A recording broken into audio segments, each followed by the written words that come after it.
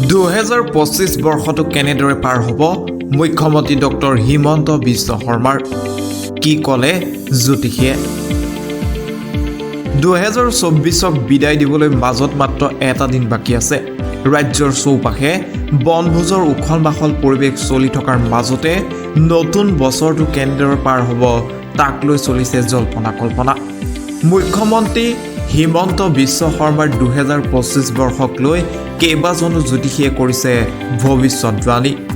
জ্যোতিষীৰ মত অনুসৰি মুখ্যমন্ত্ৰীগৰাকীৰ ৰাশি হৈছে কৰ্কট আৰু কৰ্কট ৰাশিৰ বৰ্তমান চলি আছে শনি দশা কিন্তু 2025 বৰ্ষটো মুখ্যমন্ত্ৰীগৰাকীৰ বাবে হৈ পৰিব আশাব্যঞ্জক কিয়নো 2025ৰ 29 মাৰ্চৰ পৰা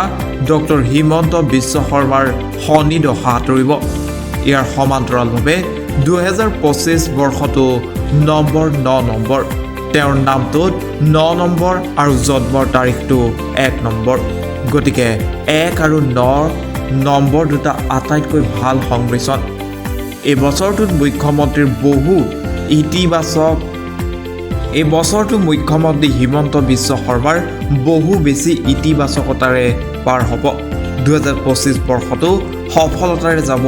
মুখ্যমন্ত্ৰী ডক্টৰ হিমন্ত বিশ্ব শৰ্মাৰ